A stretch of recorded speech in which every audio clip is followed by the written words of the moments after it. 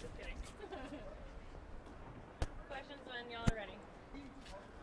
But you're able to get the running game going a little bit more last week. Now you're facing a team that struggles against the run. How do you carry that into this game? Is that any added incentive at all? The last week was a step in the right direction for us in the run game and the production there. So we're excited about the way that's trending. Just continue to look for ways to grow and highlight our guys' skill sets, whether it be run or pass game, and take another step forward. What kind of challenge does it pose when the Chargers line Bosa and Ingram up next to each other? Yeah, they're both very talented. So whether they're next to each other or both on the edge, they're a force to be reckoned with. So we have to account for them anywhere they are. Are you surprised at how much the air quality has influenced the weekly routine? You know, we've done our best to stay, as in routine as we can. I think Coach has done an awesome job of adjusting where he's needed to, but we feel like we're putting together a good week of prep. You got any concerns about that with your athletes? I do not. No, I'm just focused on the offense and getting these guys ready to go execute a game plan. Todd, when you look at the last 3 weeks, there have been plays that have been out there that aren't being made, and there are plays that it doesn't look like they're there to be made. Where are you seeing the same breakdowns? Is it the same repeated breakdowns? Is it changing every week? What do you see over the last 3 weeks, big picture-wise? Yeah, I think big picture-wise, that there's been a lot of different factors into our lack of production, and we're just excited that we got a group of guys that are hard-working and have the resolve to bounce back.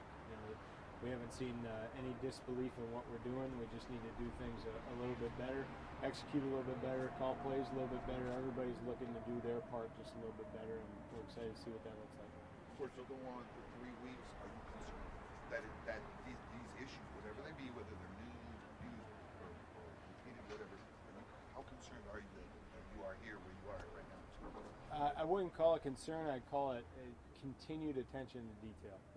We're not concerned. Obviously, we'd like to have better results over the last 3 weeks, but it doesn't change our belief or our resolve in what we're doing. What's the luxury value of having someone like John Feliciano who can come off the bench and really get us at 3 different positions, but step in the way he did at right guard? Yeah, John did a great job, and we're very fortunate to have him. And that's the type of roster that Reggie and Jack have put together enables us to have guys that if something happens and someone stubs a toe, we're able to keep moving and not feel like we have a big drop off. It seemed like he probably graded out well. What did you see from him specifically? John brings a tenacity and an effort that I think a lot of teams would like to have. And so seeing him out there and playing as hard as he did and being able to grasp the game plan and prepare as a backup center and a guard, and be so well-rounded, kind of showed his versatility and certainly his tenacity. Does Amari, by all accounts, very calm, cool type of personality. Have you ever seen that waver during these past few weeks when things, from a production standpoint, haven't gone as envisioned?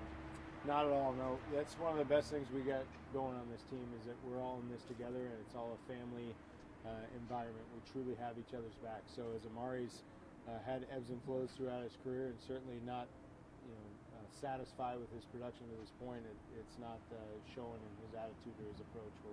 We're all fighting to get this thing back on track, and he's going to be a big part of that. How encouraging on film is it when you see some of the separation he's been getting? Maybe the targets, maybe the receptions haven't been there. At times, certainly it's his own accord with some drops, but of late, what encouragement do you take from the film? That he is playing with confidence and that he is playing with speed and he's threatening the defensive backs with his speed and with his skill set. That lends itself to getting open like he was at times last week, and we just got to work to continue to get through our progressions and get him the ball when he's open. Understanding how it works, he's not always the primary read. You got to work through your progressions and everything. But does there have to be, because of who he is and what he represents in this team, does there have to be more of a concerted effort to get him the ball, to make him that primary read more often? Yeah, I think you can walk a fine line there, and if you spend too much time trying to force the ball to someone as a number one read, you can really hurt yourself offensively. But Coop is a big part of what we want to do, and he's going to be a big part of our production going forward. So we're excited to see what that looks like come Sunday. The Chargers, they obviously run a completely different scheme with a different front and all that type of stuff, but you have somebody in your building who knows those players and their tendencies well. Has John been an asset? Will he be an asset as you're game planning against this personnel? Yeah, he's a heck of a coach and a heck of a football mind, and certainly knows those guys. He was in San Diego a long, long time. He's a point of reference, but right now the offense is focused on doing our job well and executing our assignments, and not really spending a ton of time, trying to uncover little gems. We're focused on doing our job. Okay, so Derek showed you all you need to see as far as being ready to go this week, and what you're looking for at practice. Yeah, what he's done at practice, I've liked. So those are decisions that are above my pay grade, but I've been pleased. 2 more guys. Do it every time. I scare them. Alrighty. You're the Black Widow. Good? All right, thanks. Thanks, Todd.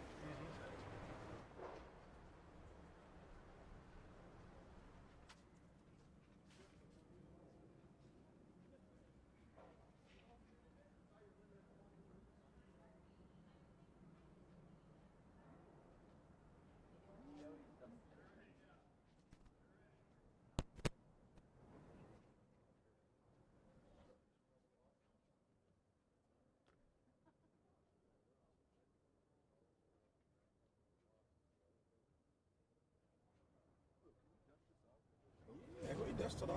My goodness. It's dusted. Let me get your shirt. What do you do all day? Get your shirt. What do you do all day?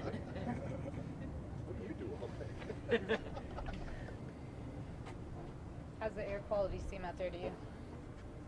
Not good. We see a lot of fog out there. It doesn't look very good at all. I think we've adjusted our practices accordingly. You think it's taken a toll on any of the players? Not yet. We haven't been out there in it very often. The leadership here has done a great job of getting us on and getting us off the field in a timely manner, so it hasn't affected us, hopefully, in any negative way at this point.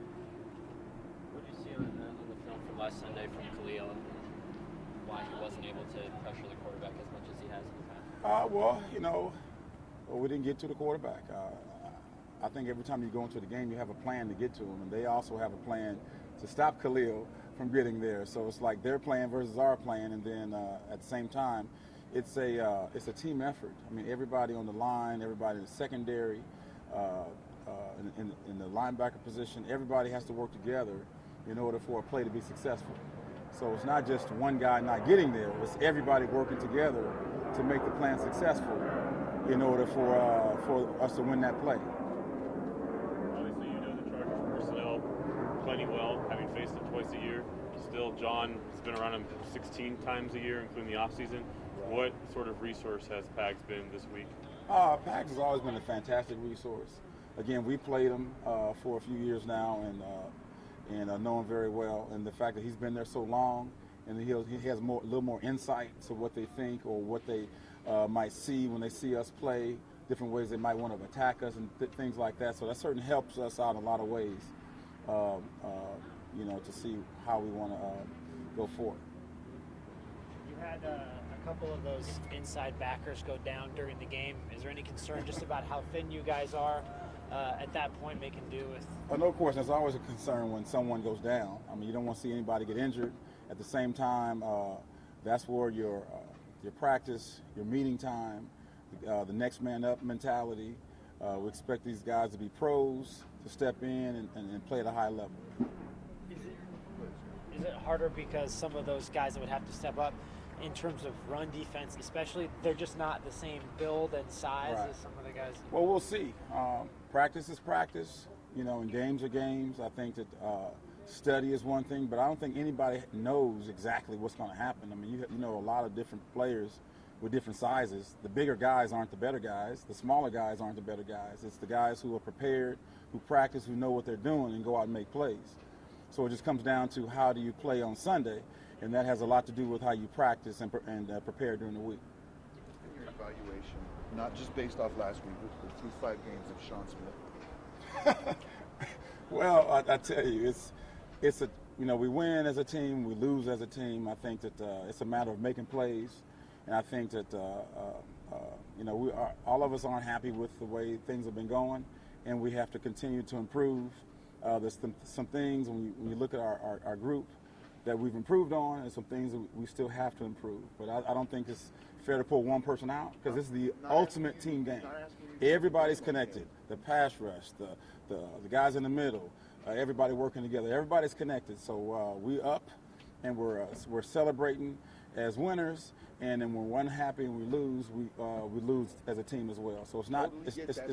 it's not singular. Not It's trying to get you team. a single man. Just trying to get your evaluation of, are you happy with what he's done? My answer is the same.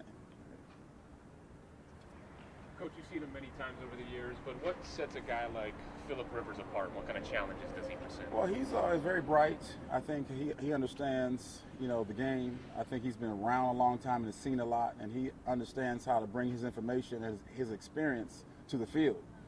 And he's aware of what's going on, situations, down and distance, what's going on with the defense, what you're talking about. He listens. It's important to be a good listener, and when you listen well and you watch, and you're able to put your wisdom of experience on the field and have it carry over, there's no question why he's been able to play at a high level for a very long time.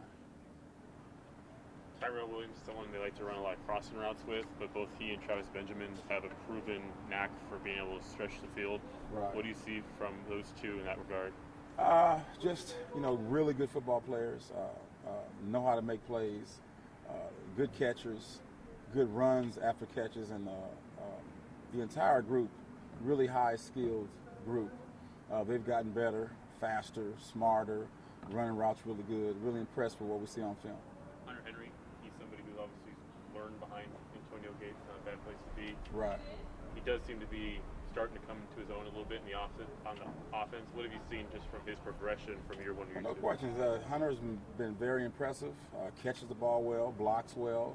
He's a total package. You guys good? Thank you.